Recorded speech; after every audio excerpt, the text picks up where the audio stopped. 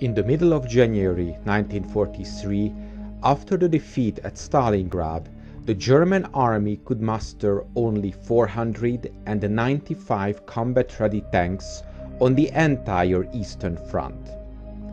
In early 1943, to compensate the losses, a new Panzerprogramm was developed to increase the production of tanks and self-propelled guns. On the 22nd of January 1943, Hitler issued this Panzerprogramm in a special order. In it, he ordered that the program was of such decisive importance for the decision of the war that all civil and military departments are to support the program with all their available resources. This program should immediately be supplied abundantly and generously with labor, raw materials, machines, and energy, even if this means that other important production facilities in the armaments industry are temporarily impaired. The order threatened punishment by the People's Court for anyone who neglected to obey this order. In February of 1943, Hitler appointed General Heinz Guderian, the creator of the German armored force, to the position of General Inspector of the Armored Forces, and stipulated that he was responsible for the further development of the armored forces that was of crucial importance to the war. According to Guderian, his new position, together with the Panzerprogramm, expressed the increasing concern about the declining combat effectiveness of the German armored force in relation to the constantly growing Soviet armored force. The final program called for monthly production of 1,500 armored vehicles by late autumn of 1943 and 2,100 by the end of 1944. According to Armaments Minister Albert Speer, this would require an additional 3 million workers. Each Panzerwerk, so tank factory, was ordered to switch to a 72-hour work week. By May of 1943, the production figures had been doubled.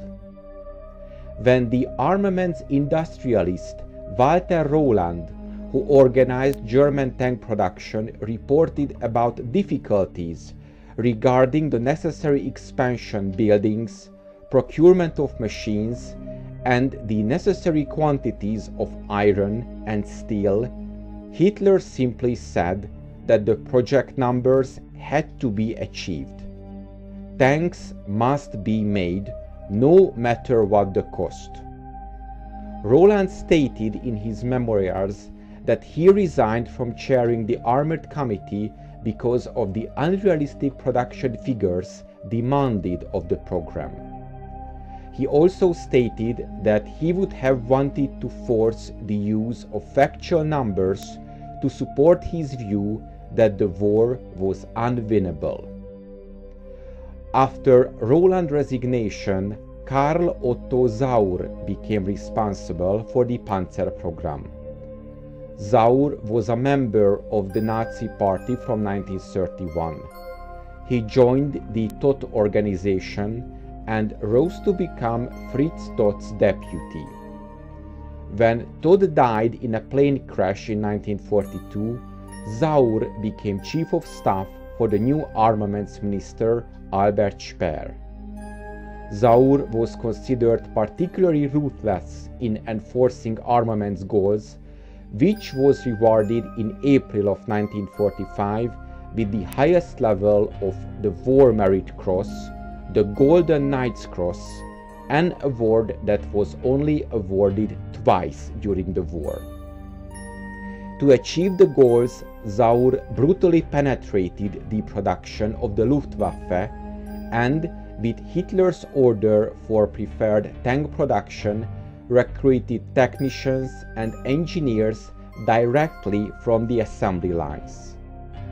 The Panzer program was so violent that in April of 1943 the Luftwaffe was forced to place orders under the keyword tank.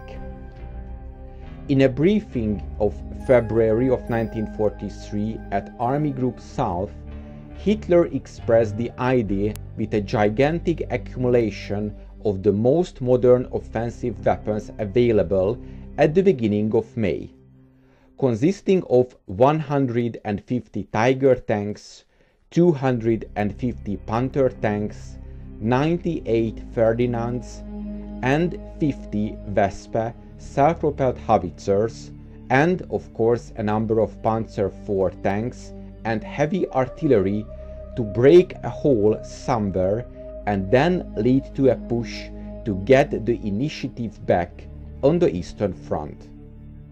The start of this large offensive was postponed several times to give more time to the Panzer program to produce more tanks. All the German army could muster for this last great offensive in the East, Operation Zitadella, which started in July of 1943, was about 2,900 tanks, and this only by denuding the rest of the Eastern Front. I hope you enjoyed this episode, and to make sure you don't miss my future work, please make sure you are subscribed to my channel and press the bell notification button. Thank you and see you in the next video.